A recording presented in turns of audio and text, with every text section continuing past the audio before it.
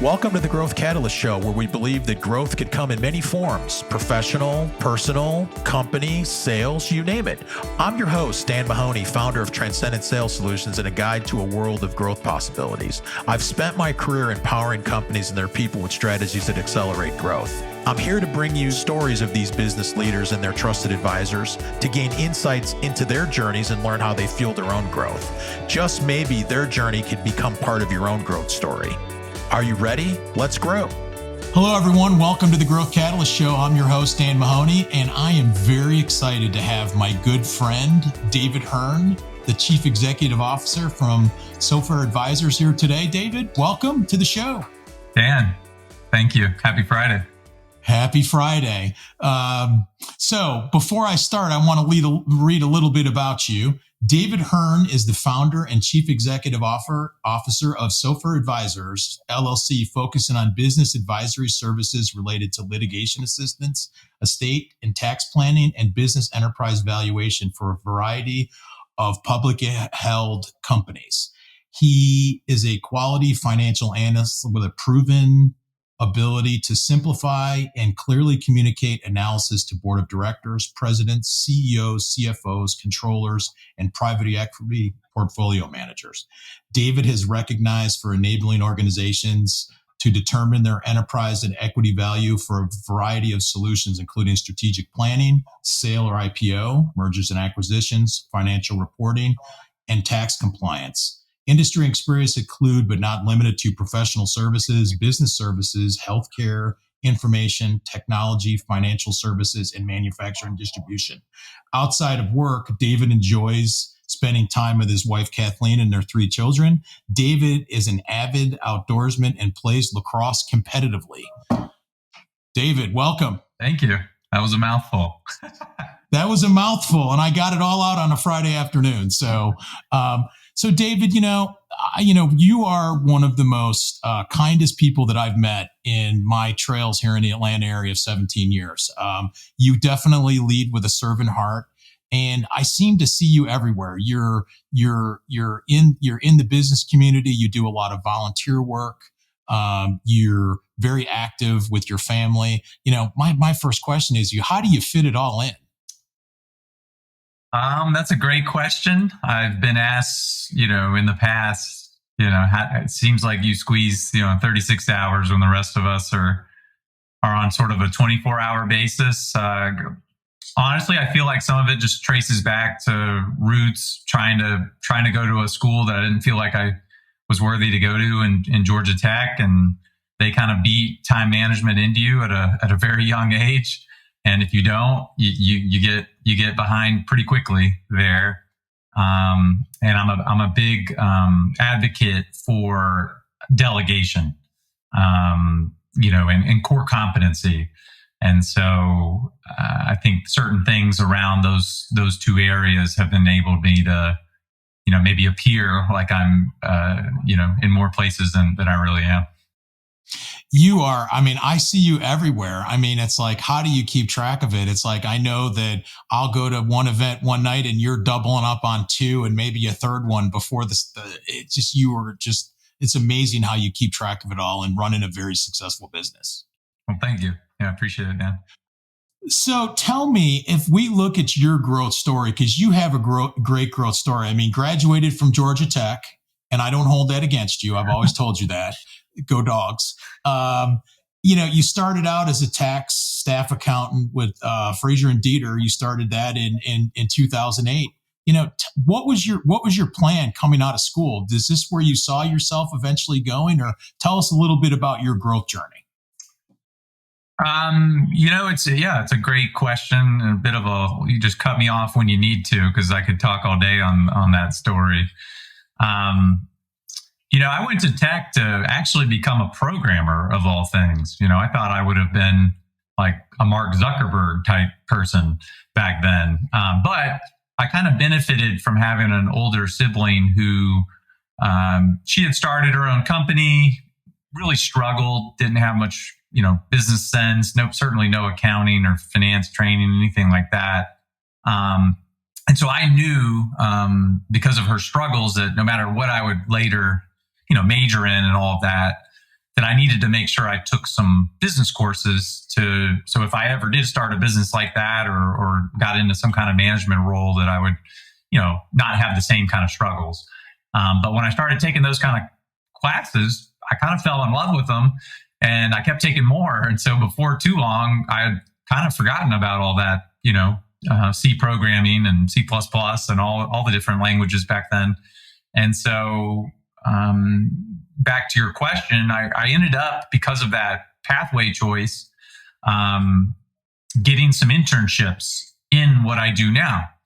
And the interesting thing was, I was so dead set on having big names on the resume, the Goldman Sachs's and the, Morgan Stanley's. And when I was coming out of school, I was shocked by just how often on my resume they didn't care about any of those experiences. They almost always came back to what I perceived was the smallest brand, maybe the weakest experience of my various internships.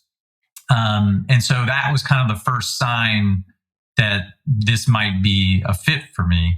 Now, I can vividly remember, after ignoring all that anyways and starting my career as a tax accountant at Fraser and Dieter. Jim Fraser was my tax professor, so I loved his stories. I remember telling my father after one of those internships that I would, because he asked, like, "Is this what you want to do, son?" And I remember going, "Nah." And life has a really funny way of taking you on a, maybe a current that swung you a certain way, but rounded you kind of back to another place. And I eventually would fall back into valuation services after sort of a windy pathway. Okay. So you started valuation services after you left Fraser and Dieter. Is that when you started it? Not right away. I kind of wanted to solidify the pivot away from accounting. Like, once I really started seeing, okay, what I was doing on the job in tax, which was very backward looking,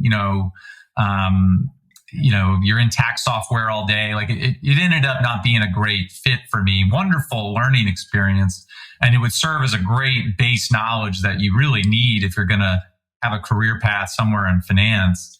But no, I went to work for a company called FIG Partners, and I was on their investment banking team. And my entire niche was helping community banks either raise capital, sell, like we would get essentially a commission to sell them as their M&A advisor, or we would value their bank, usually because they wanted to issue equity to their upper management. And so that was kind of that first, back to tasting valuation again, was through that experience with FIG. They don't exist anymore. So if you Googled that name, they merged in with a company called Janney, who I think is based out of Birmingham. But after that is when I said, okay, I want to start to have a family, starting to lay roots and all that. And so I really wanted more work-life balance. And I really missed the diversity of clients that I had in public accounting that I was lacking, having this niche with banks. And so, I was approached by a gentleman who was kind of the inverse of what I was doing, where valuation was the core and M&A was kind of a secondary, and it would check all those other boxes in terms of, work-life harmony but I would still be driving the car, looking out the mirror, the front windshield, instead of looking in the rear view mirror, like I felt like I was doing in public accounting.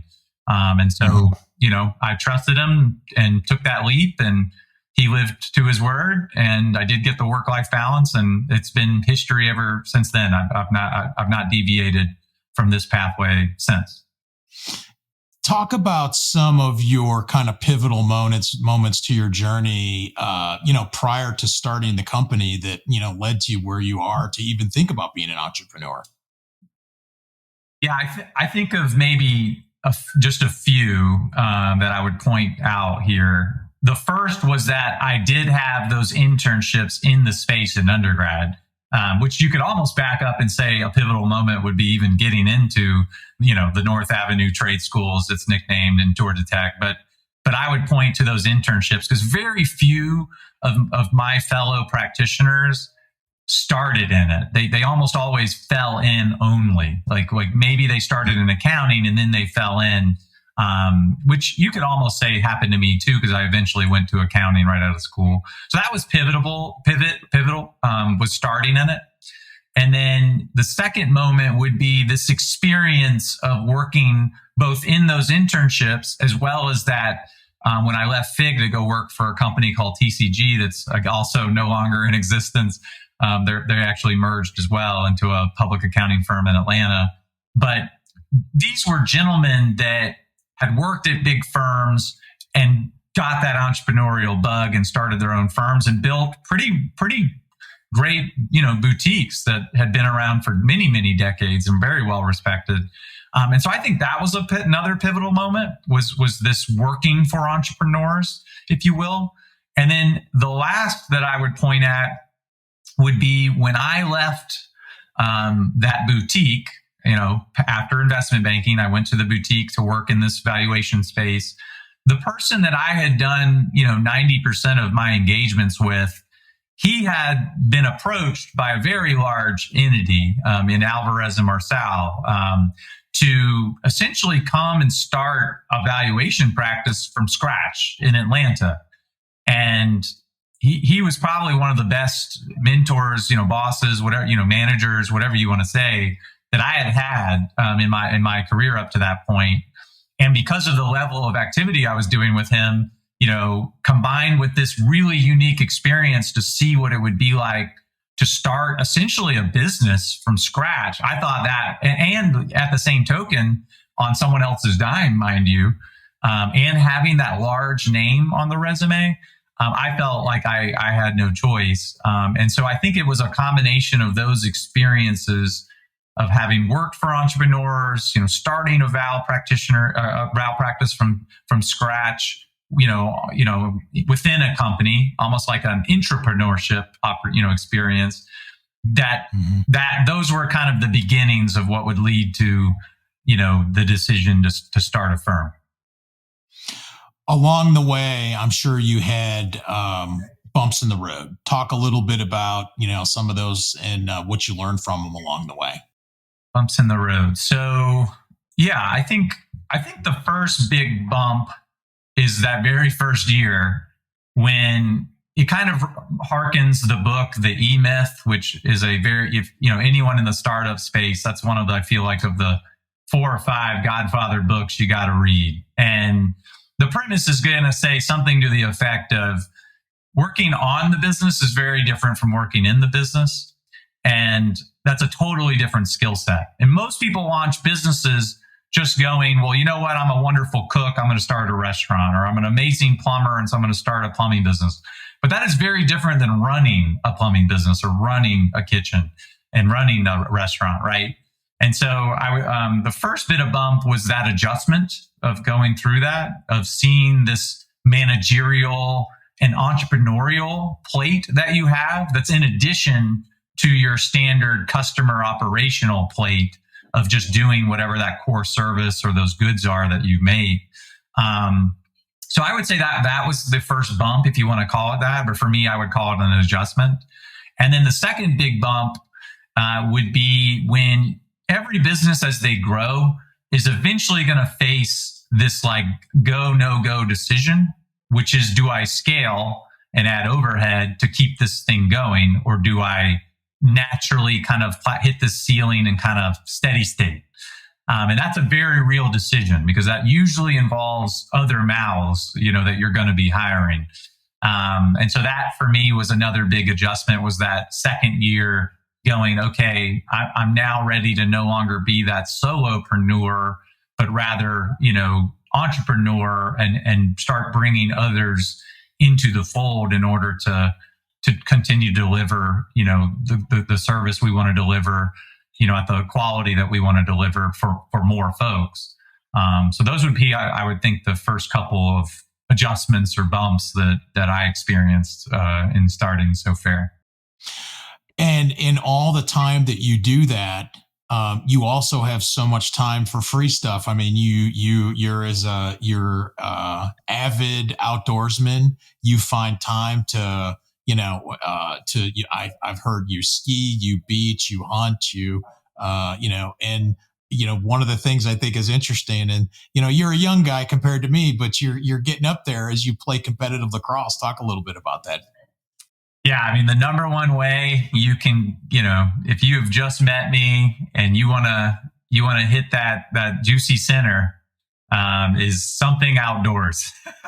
And that's when I can have the time. I have 3 little ones, Simon Sinek's, know your why.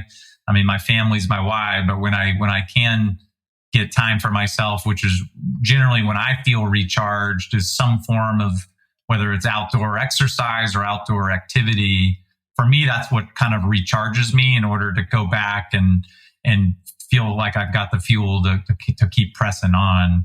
And lacrosse, I'm glad you mentioned that. I mean, it is one of those, I think, moments in my life that truly, just finding that sport when I did, along with, playing in college and, the friendships, that came out of that, and the lessons learned from that are sport to business that can be translated.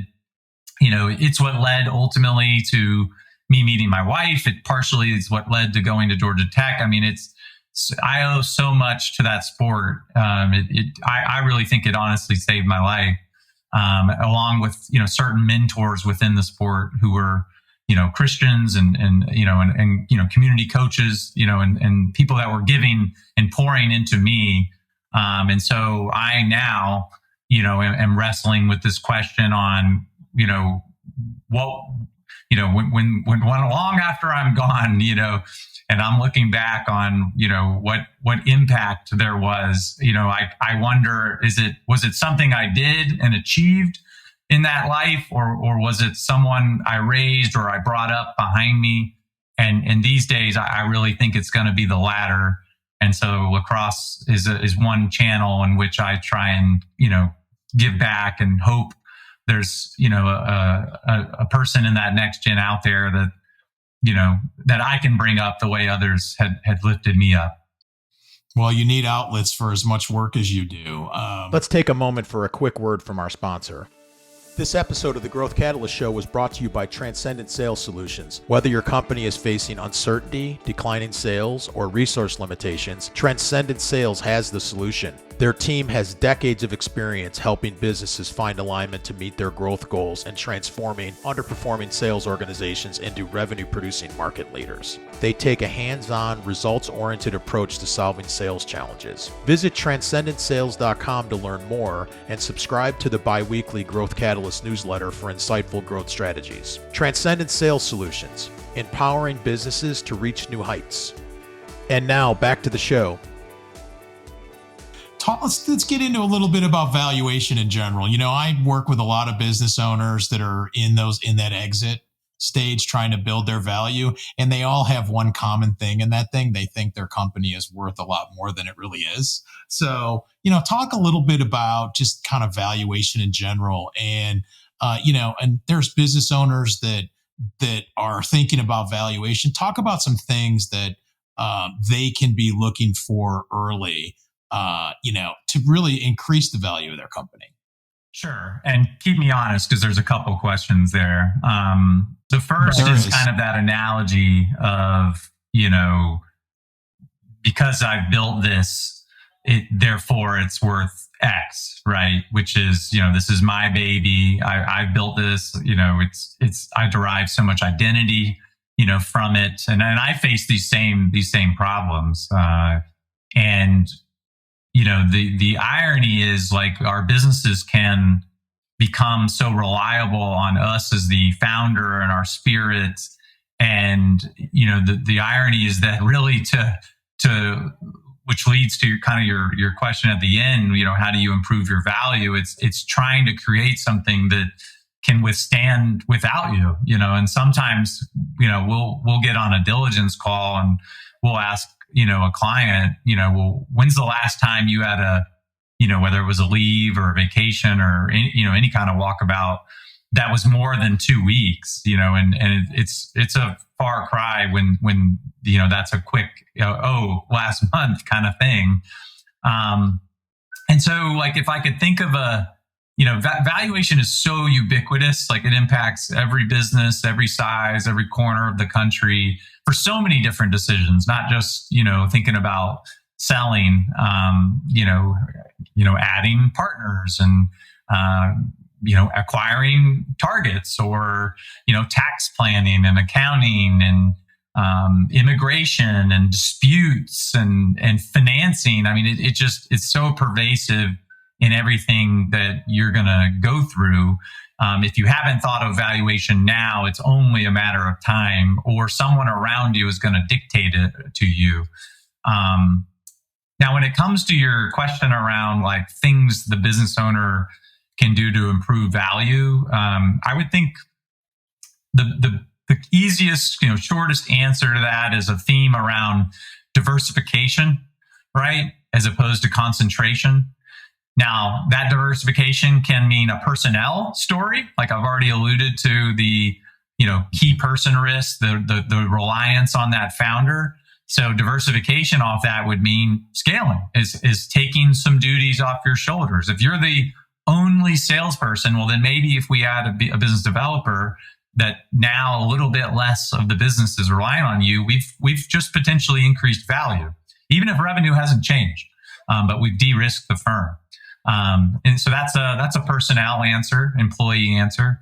On the customer side, same kind of thing, right? If I've got too few, eggs tied up, in just a couple or few or handful of customers, what happens if one of them leaves, right? I don't have enough diversification.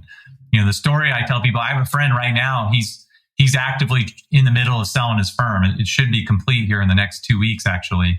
This will be a very high 7-figure sale price. Right when he hit go, 2 of his top 10 customers were acquired themselves. And because of that change in management now to the buy side, and he was not able to pivot over the relationship, and he lost 2. Then this is right after he hit go after selling. All of a sudden, his valuation has just tanked.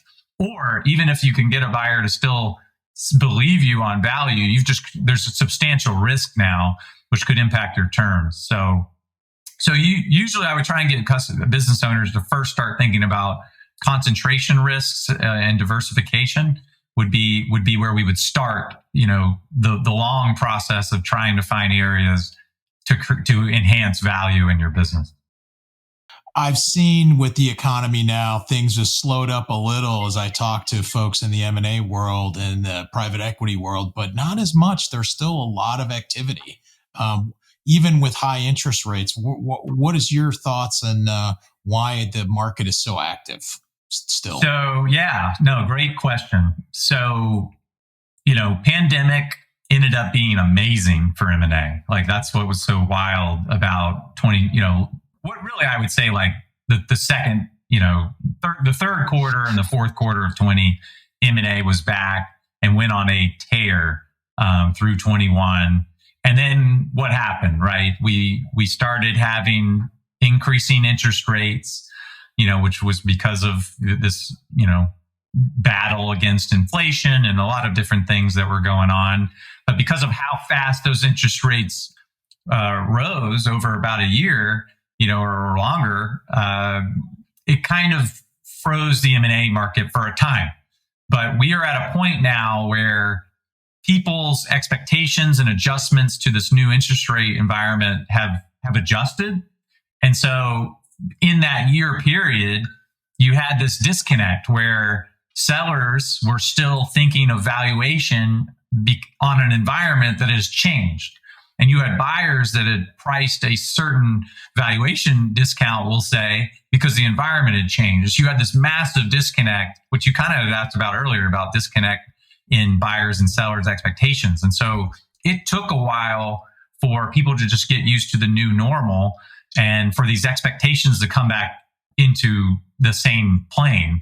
Because you had too many sellers that were like, well, my friend who had this same type of company across town just sold for X multiple. I was like, yeah, but that was a year ago. A lot's changed in a year. And so now we're at a point where M&A activity is picking back up. I think people had thought there was going to be this recession and maybe certain little pockets there has already been. I think maybe if I were really, pontificating, I think when we look back, we'll see that we went through this flat period where, net, we were flat. Some places, dropped and felt like they were in a recession, and others did quite well. But net on the aggregate, maybe that's why it'll look like it was flat at the end. But remember, these, Fortune 500, we are at record cash balances on balance sheets, and cash doesn't earn money. It's just cash, right? It's got to be deployed. Private equity, we are at records of their, need to deploy capital. So you think about all of this activity on the sideline that needs to eventually get deployed in order to earn returns. And you think about all these business owners of just pure population demographics, the baby boomer population, the silver tsunami, the greatest wealth transfer in the history of mankind. It was only going to be a pause for so long because Father Time does not stand still. And you've got all this capital that needs to be deployed.